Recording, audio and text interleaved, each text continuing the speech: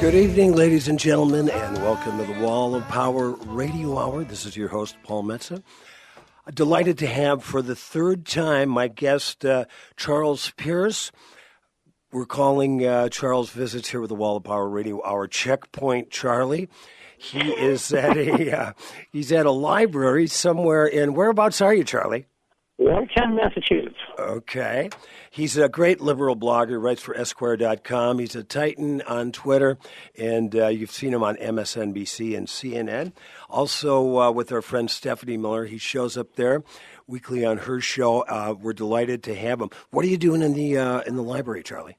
Oh, this is where I generally come over and do the blogging every day. Oh, okay. It's got some nice quiet spots, and it's got, all the books I'll ever need.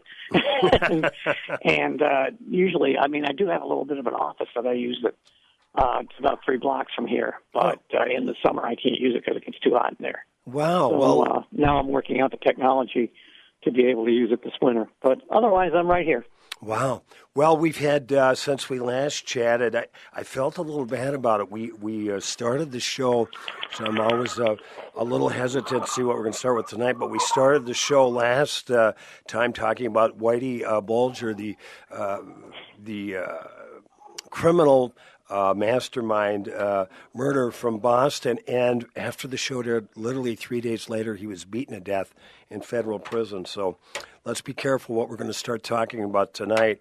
But I heard they had a nice funeral for him in Boston, and his girlfriend, who's actually in a Minnesota prison, her twin sister showed up. You can't make that stuff up. Even in death, old Whitey was a very strange cowboy.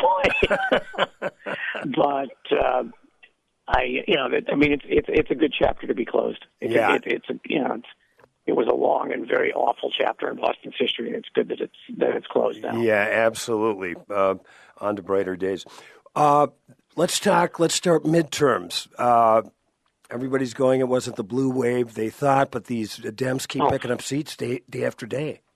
Well, that's the thing. I don't know if you had an advent calendar when you were a kid, where you'd open the little door and there'd be a treat every day before Christmas. Right. This is a political advent calendar. You wake up every morning, you open another door, and there's another Democratic congressman. Or congressperson, I guess. Right. How do you think Florida's going to work out? I don't have the faintest bloody idea, and I don't think anybody down there does either. Yeah. I think probably Nelson has a better chance than Gillum does, but that's just calling it from 30,000 feet. Right. Well, we're going to be, riding every ride in deposition land for the next 6 months, I think. Mm-hmm. What is your feeling? Of course, I follow you every day on Twitter, but this whole effort by a handful of young Dems to remove Nancy Pelosi as Speaker. Yeah, well, it's interesting. It's not really the young Dems who are doing it. It's we still have to win over the guys in the diner in the Mahoning Valley types like Tim Ryan from Ohio and Seth Moulton from here. It's not the Ocasio-Cortezes of the world. It's the moderate, quote-unquote, problem solver caucus in the House, which is a remarkable name considering, as near as I can tell, the problem solver caucus has never solved a problem. And it would seem to me if there would be, the other more obvious target would be Chuck Schumer. What's your feeling? Oh yeah, and he was reelected to be leader in the Senate without even any fuss or bother. It just went blowing through on Tuesday, and yet we've got this, the Democrats have this magnificent new majority in the House. It's getting bigger every day, and they can't spill on the woman who I think is the most talented legislative politician they've had since Lyndon Johnson. Mm-hmm. What have you ever met Nancy Pelosi? I have. Mm-hmm. Yeah. Tell us what she's like in person. She's very interesting. She's very tough. She's not, entirely San Francisco. It's hard because the Republicans try to make her into, whatever a San Francisco liberal is. Mm-hmm. She knows how to count. She knows how to count better than most legislative leaders do. Mm-hmm. So if she says she has the votes, she has the votes. Yeah, right. She's really good. I've always appreciated her work. Yeah, and if you want to move younger people in, move Steny Hoyer out of the out of the leadership position, put Hakeem Jeffries in there, and then let Jim Clyburn hire a bunch of talented young whips and groom them that way. It's not that hard a problem to solve. Right. Well, it's funny. Until the recent elections a few weeks ago, I forgot all about Steny Hoyer, and there he was standing next to Nancy Pelosi. I go, yeah. I don't know what he does. Yeah. But he's certainly expendable at this point. Right. Now, recently, as of today, tell us your take on Jamal Khashoggi and the kabuki dance that's going on with that. Well, this continues to be. This is not a system of justice in Saudi Arabia. This is a getaway car. Mm-hmm. They're going to kill they're going to execute now everybody who might know something about the involvement of the upper parts of the Saudi government and the royal family. Right. This is ridiculously obvious. Mm-hmm. The prosecutor called like the first press conference he's ever called to announce that everybody who knows, really anything about the plot to kill this guy is going to wind up being executed. Right. Well, now, didn't it say recently when the world leaders convened that, was it Canada that heard the tapes that Turkey has of the murder? I'm sorry, Paul, I didn't hear that. Oh, yeah. Well, I'm just recently when the world leaders gathered for the commemoration of the ending of the World War I think I read somewhere that, was it Canada or France that heard the tapes of the murder that supposedly Turkey has? That's entirely possible. That's the case. I'm not exactly sure who to believe at this point. Right. But we certainly know that the Saudis had him killed. We know that the body was disposed of, and we know that at the very least there was a wink and a nod from upper echelons. Right. Now, who is this cleric that they want to get out of the United States? Oh, this is a stunningly amoral act, even by the standards of the current administration. Right. This guy he's in Pennsylvania. He's a Turkish dissident whom Erdogan has wanted to get his hands on for years. He has asylum in this country. And it looks like that at least NBC News is saying that the administration is willing to trade him so that Turkey will lay off Saudi Arabia. Wow. Which is a real tinkers to Everest to chance double play of, supporting awful dictators. Right. My goodness. So if I'm this gentleman in Pennsylvania, I'm booking a train to Montreal as fast as I can. No doubt.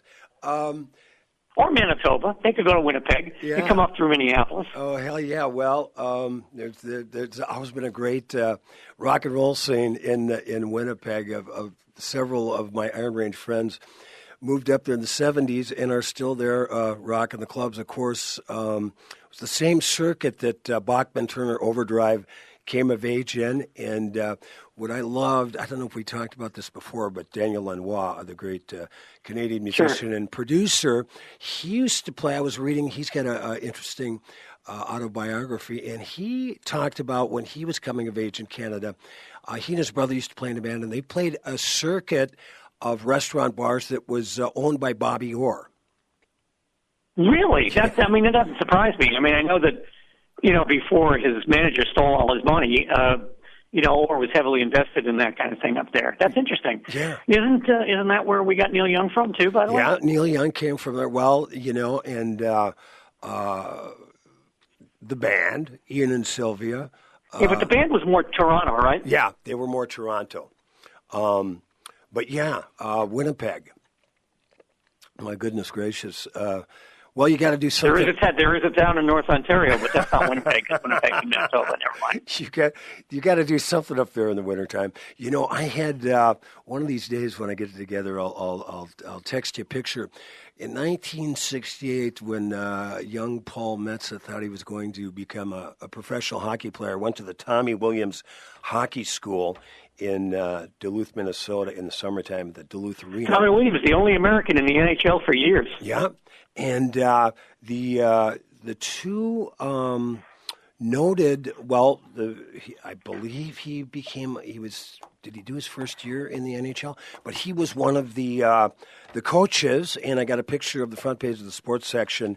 Young Paul with Bobby Orr.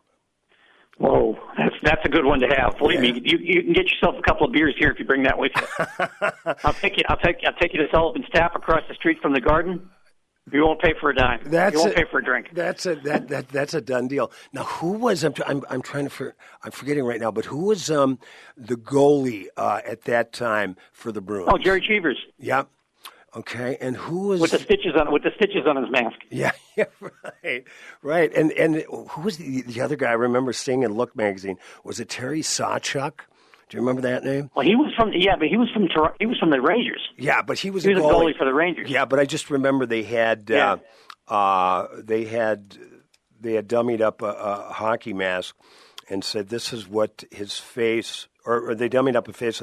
This is what his face would look like without the mask. Yeah, well, that was what Cheevers did. Cheevers used to mark every time he got hit in the face with a puck. He used to mark on his mask where the stitches would have been. Maybe that's what it was then. Maybe that's what it was.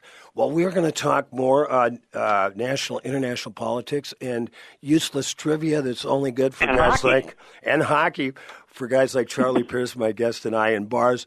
We'll be back in just a bit on the Wall of Power Radio Power.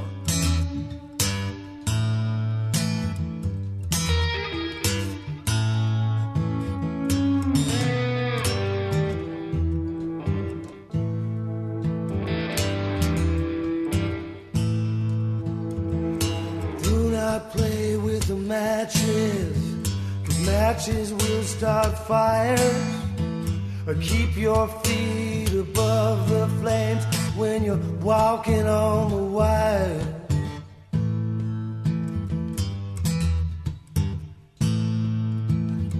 Life is sweet, but time is short.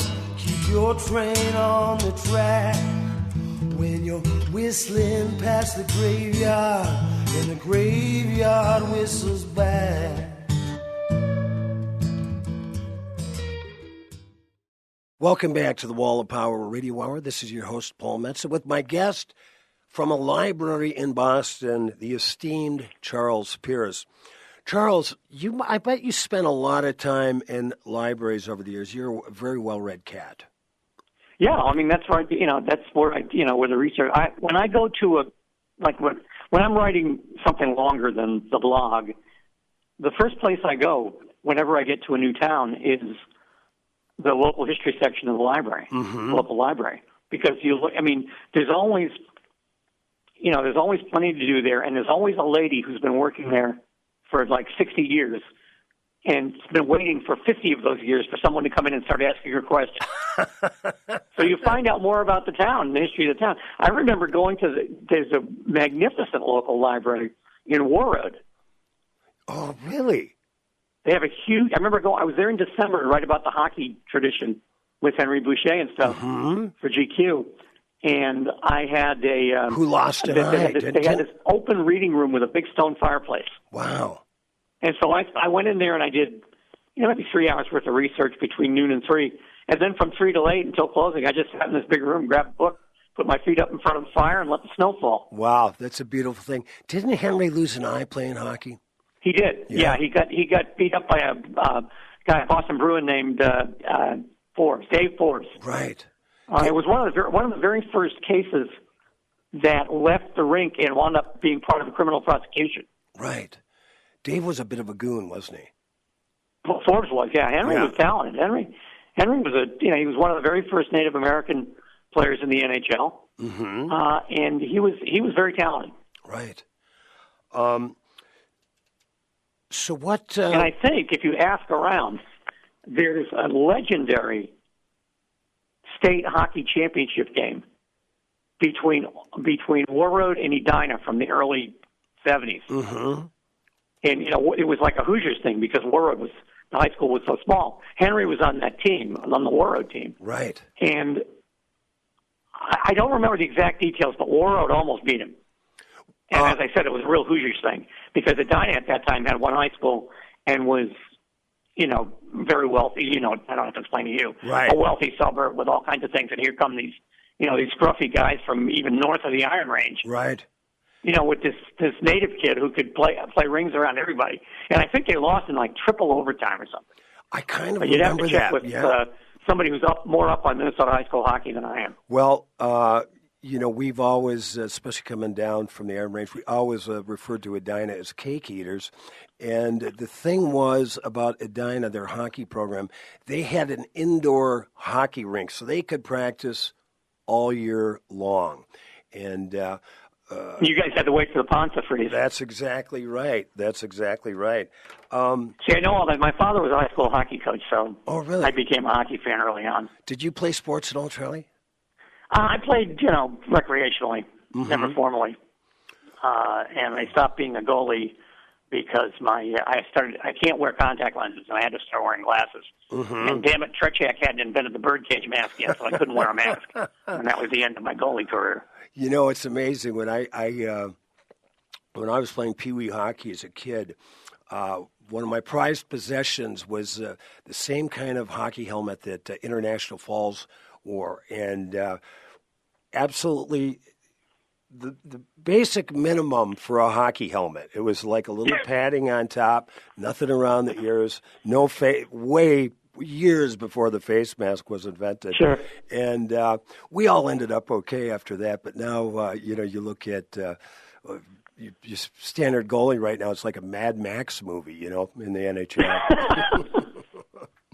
I like the pads, the goalie pads. Yeah. Now the leg pads. Yeah. Those things are about 9 feet wide.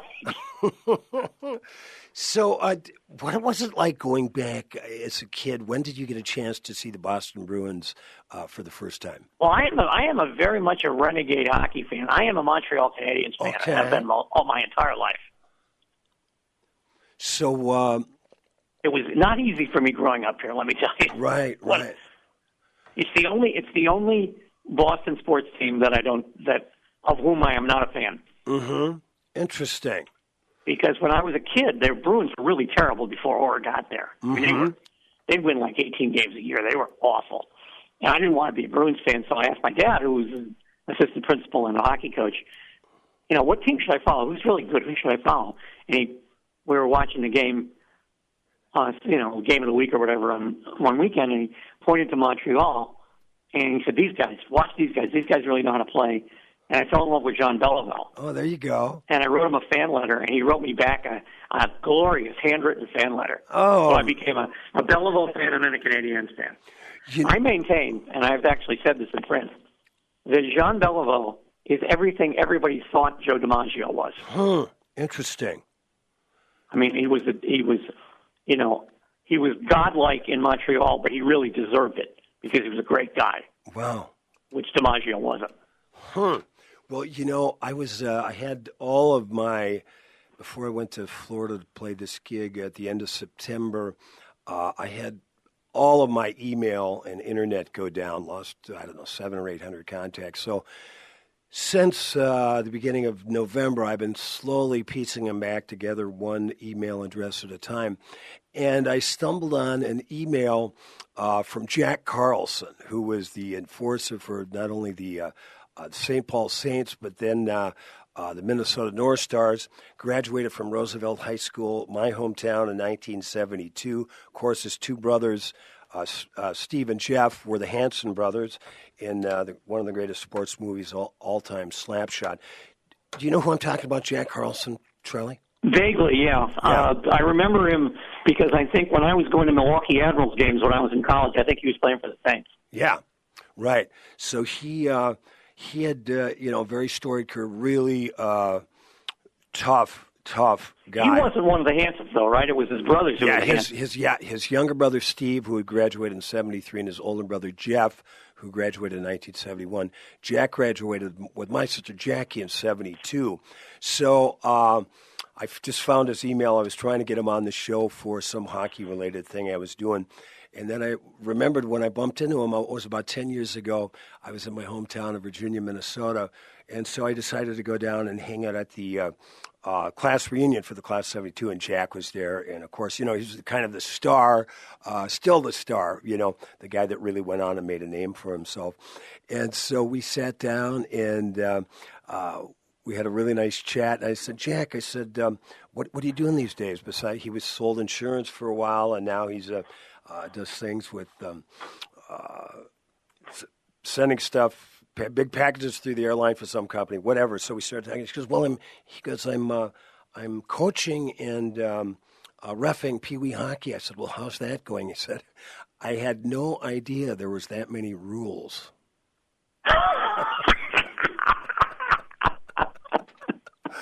We'll be back with Charles Pierce on the Wall of Power Radio Hour. Hang in there.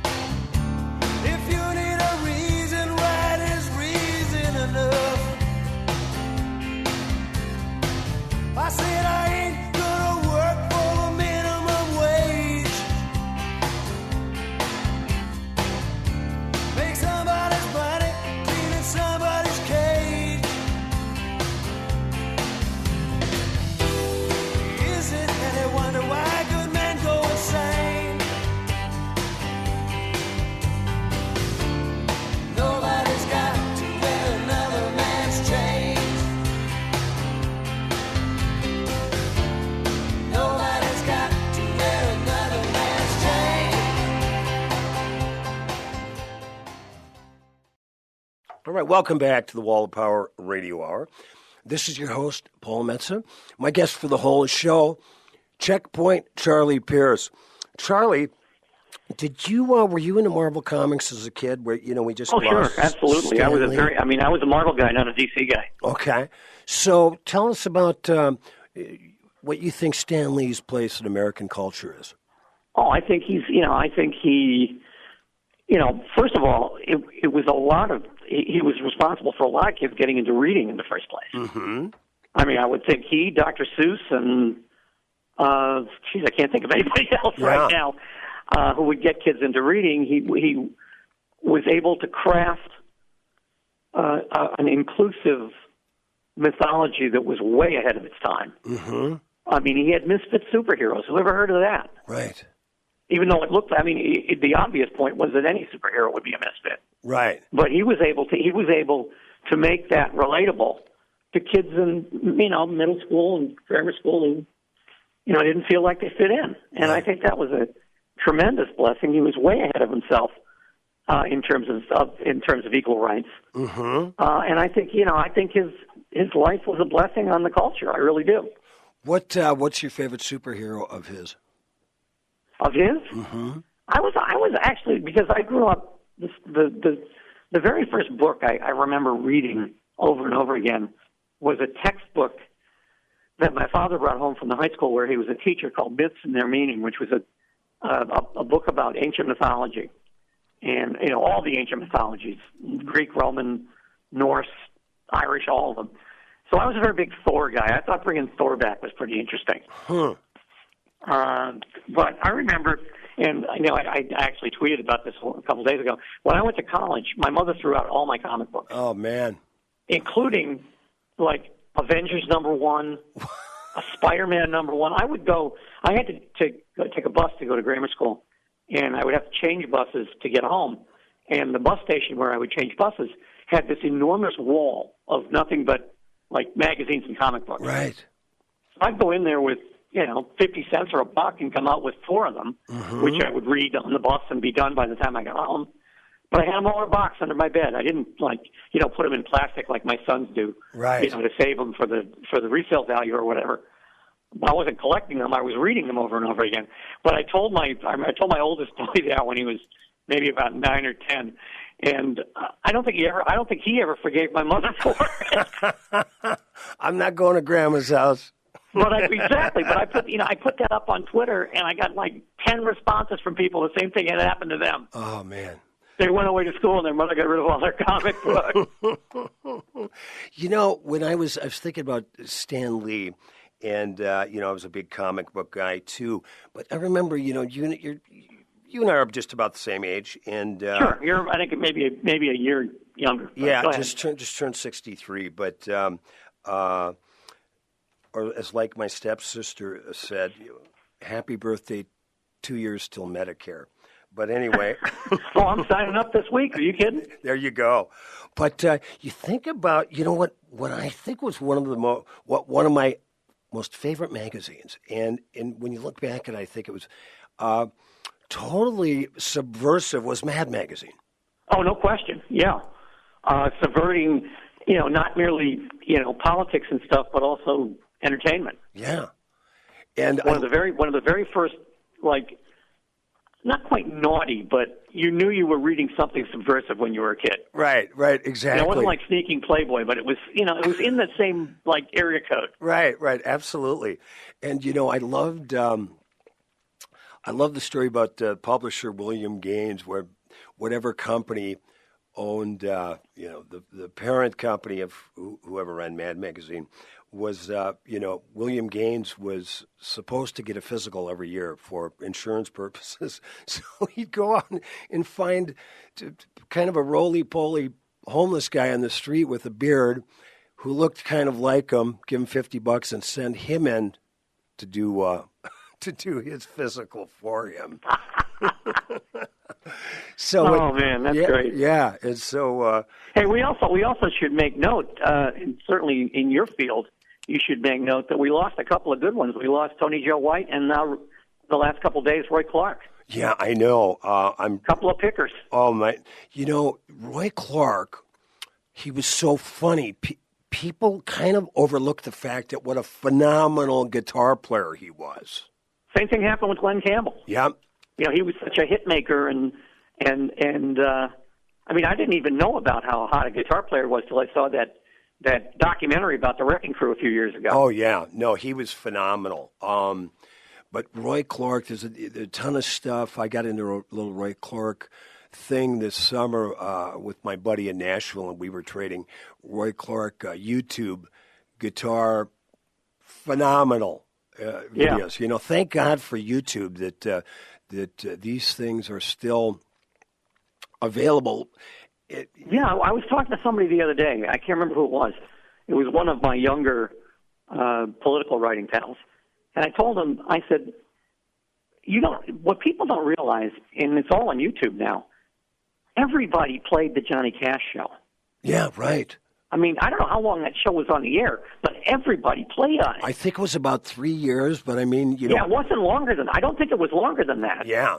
And I mean, there's a YouTube of Young and Joni Mitchell and, of course, Dylan. Yep. And there's a YouTube with he and Carl Perkins and Eric Clapton and the Dominoes. Yeah, and Chris Christopherson. Playing Matchbox. Yeah.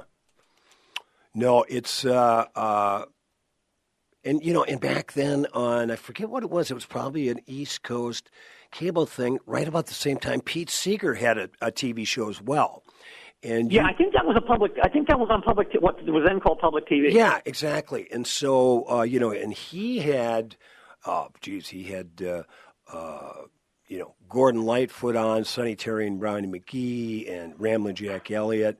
The mind kind of boggles at how cool it was, at a certain point where that stuff, in the case of Johnny Cash show, could actually be on national television. Yeah, and it wasn't lip synced either. It was all live. Right. And because I remember I've watched the Joni Mitchell thing, and of course she was notorious for having stage fright. Yeah. And she looks very nervous. Yeah. Well, I interviewed Sean Phillips a couple of years ago, who was in town at the Guthrie Theater, and in fact, there's an episode of that Pete Seeger show. I want to say it was called like Rainbow Gathering or something like that, with a young Sean Phillips. But Sean told me that when he had back then a six-nighter in Canada. Now, where did Joni? She's Canadian, but what province did she grow up in? She was from Alberta, yeah, I think. Yeah. So anyway, according to Sean Phillips, he was had the six-nighter at a club that Joni was waitressing on, and he, according to Sean Phillips, and there's no reason why not to believe him, he said he gave Joni Mitchell some of her first guitar lessons. Wow, really? Because, I mean, guitar players have told me that the way she tunes her guitar is just bizarre. Yeah. Oh, it's that. Because she had polio when she was a kid. She And is, she's adapted to her deficits. yeah, king of the open tunings. Really? Yeah. Yeah. No, in fact, a friend of mine was just lucky enough to take he and his wife. They're very good friends with Scarlett Rivera, and Scarlett's a friend of Joni. So they went out to Joni's 75th birthday celebration in Los Angeles just last week. Have you seen? Oh, that's right. I read about that somewhere. Boy, there is some. You've got to check out Seal singing both sides now. I mean, you're not Who's even this? Seal, the the black singer. Oh, sure, yeah. Yeah. He's kind of hasn't been on the scene for a while, but my God, you're not a human being if it doesn't bring a tear to your eye by the end of that. But Joni looked like $1 million, and she had some real severe health problems. Yeah. Thank God we didn't lose her, but she was a huge influence on Prince. Prince absolutely adored Joni. Yeah, Mitchell. I read that. That came up after he died. Mm-hmm. That he was, just completely musically and perhaps other ways in love with her. Yeah, well, I would have. I remember that the record that opened up where she's going skinny dipping on For the Roses. I would have married her on the spot had I known how to get a hold of her. That's another thing I got to give Prince. He stayed very close to his roots. Oh, absolutely. He really. I mean, he didn't. I guess his studio or whatever is like a museum now, right? Yeah, they're turning it into it. In fact, a friend of mine, Tim Fitch, who I stayed with down in Memphis, I went down to the Blues Awards and actually had just about a minute conversation with Tony Joe White, just to tell him how much I dug him. And a tall drink of water, that guy. I bet he was about 6'4", slender, big cowboy hat. So he was just getting ready to go down the escalator, and I caught him. But I was staying with Tim Fitch down there when he was getting the calls, and he has just been named Director of Operations at Paisley Park. And I just talked to him yesterday, and they're getting ready to do they're trying to get their liquor license so they can do one big event a month. It's open for tours, and it's really, boy. And there's also like hours of tape, right? Oh there's the problem is there's like 7 airs. I mean, it's a really convoluted legal quagmire. To get. Oh yeah, there's hundreds of hours of not only audio but video. Yeah, his literally from where we taped the show in Eden Prairie, which is neither Eden nor a prairie. We're 10 minutes from Chanhassen, where Paisley Park is, and the Chanhassen Dinner Theater. Just a couple of months before he passed, they were doing a Ray Charles tribute. My buddy Bobby Vandell was playing the drums, and Prince showed up and grabbed the guitar and did "Let the Good Time Roll." Well, fabulous. Yeah, it was really cool. And he also used to frequent the Electric Fetus, wonderful record store here, just celebrated its 50th anniversary.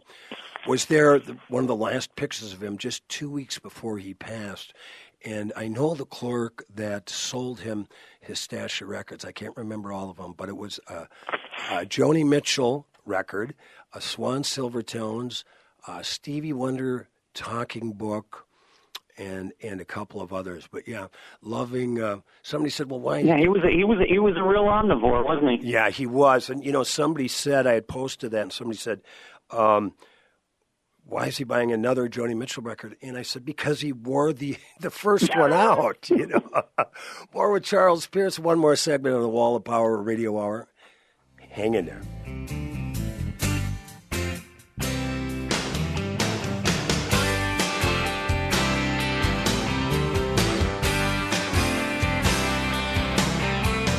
Should've wrote me a letter.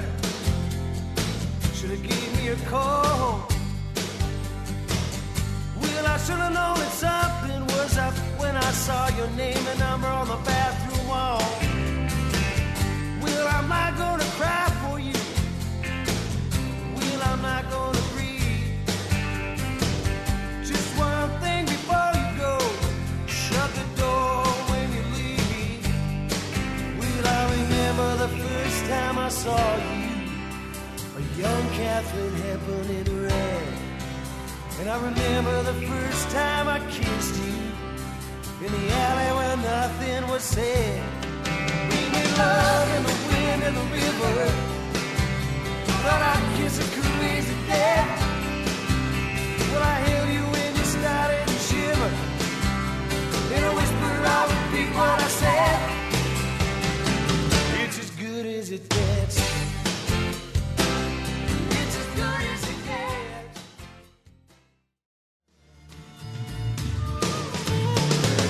Jack Ruby in a Kavanaugh hat. Whoever taught you to shoot a pistol like that? Well, you stuck in the basement and you stood in the back. Jack Ruby in a Kavanaugh hat. Did the Kingfish in New Orleans give you the key? The men you should contact and the men you should see. A Confederate cloak of conspiracy. With an eye towards November 1963. Welcome back to the Wall of Power Radio Hour.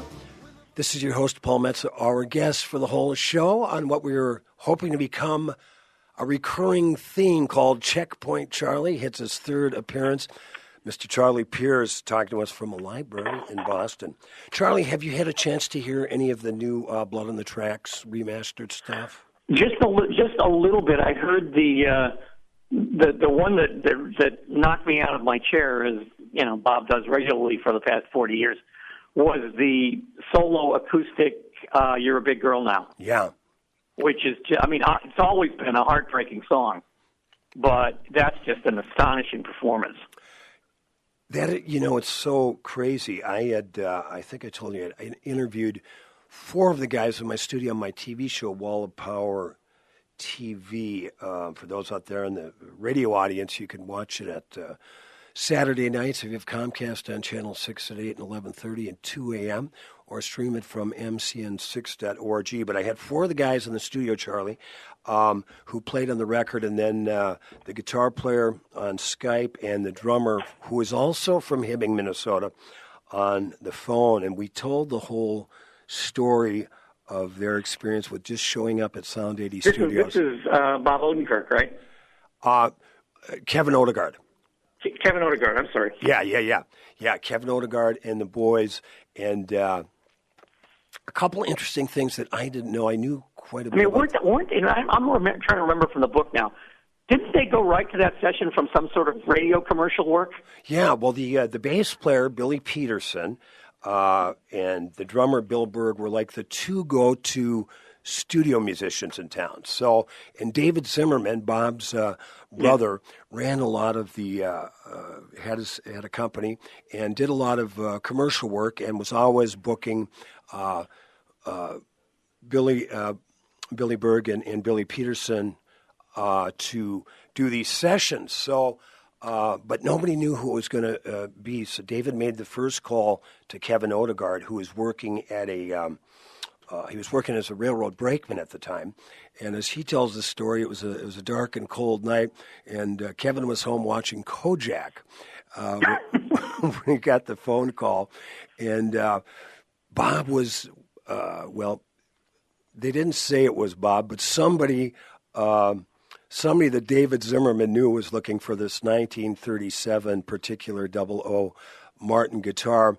Kevin called Chris Weber, who owned the Podium Guitar Shop in Dinkytown, one of the coolest guitar shops ever in this town, not there anymore.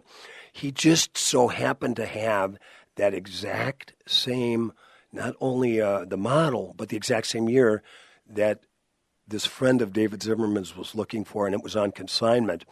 So he called the guy that it was on consignment for, and they showed up at the studio, and lo and behold, it was Bob Dylan. And one thing led to another, and it was kind of like, when I think about it, when I hear the stories, it was kind of like how the, Magnificent Seven got together, And but what was cool, the funniest story, and I should be letting Charlie Pierce, my guest, talk, but I know Charlie loves this Blood on the Track stuff. So Peter Ostrushko is in the guy that played mandolin. I think it was on You're a Big Girl Now, and he has a incredible fever, so he wants to get out of the house. Well, if you can't get Peter in his apartment on the West Bank, you call the 400 bar. And so he was there playing pinball. So his buddy calls him and says, "Hey, I'm going to come pick you up. Let's get your fiddle and your mandolin. We got to go to this recording session." Peter's 21 years old. Yeah. Number one, he's never been in a recording studio before. And number two, of course, then he's never done a recording session.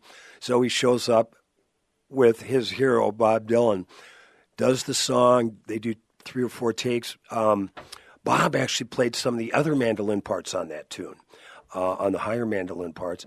Peter goes back home, wakes up the next day, calls his buddy and says, "Man, I had the most incredible dream last night. I dreamt I recorded with Bob Dylan." His buddy said, "You did." Tell us, when you first heard Blood on the Tracks, what did you think of it, Charlie? I know you're a big Dylan fan. I heard, actually didn't hear the album. I heard it sung by a good friend of mine in college, Don Walker, who worked at the Milwaukee Journal and passed away 3 or 4 years ago. But he came down the stairs into the student newspaper office singing "Tangled Up in Blue." And I thought, wow, this sounds like an interesting lyric. I think I'll go get it. And then I went out and bought the album and played it, I think, 12 times through the first time I had it. Right.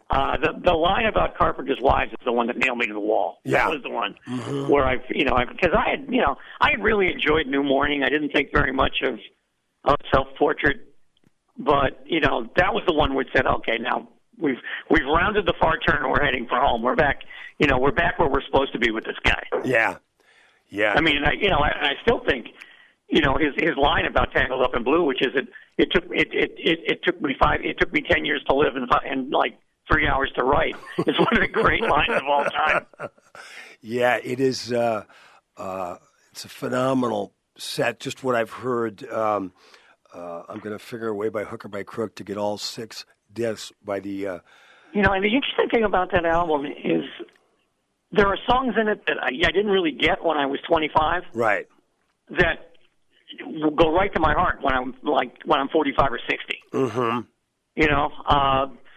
Simple Twist of Fate I didn't get the first time I heard it. Right. But 10 years later, I listened to it again, and I couldn't get out of my chair. Right. Do you remember? I wanted to talk about, because it's the 55th. Well, let's do this. Let's take a hard right turn here. We got about a minute and a half left. Charlie, we're coming on the 55th anniversary of the assassination of John Fitzgerald Kennedy.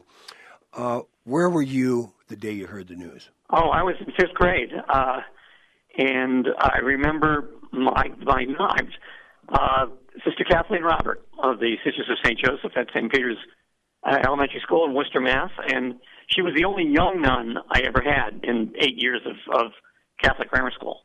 And, she couldn't have been more. I don't think she was 30. She might have been 30. Wow. But she went out in the hallway and didn't come back. And we didn't have a PA in the old school building where I was at. So I went out and I looked out the door. I was sitting in the seat right by the door.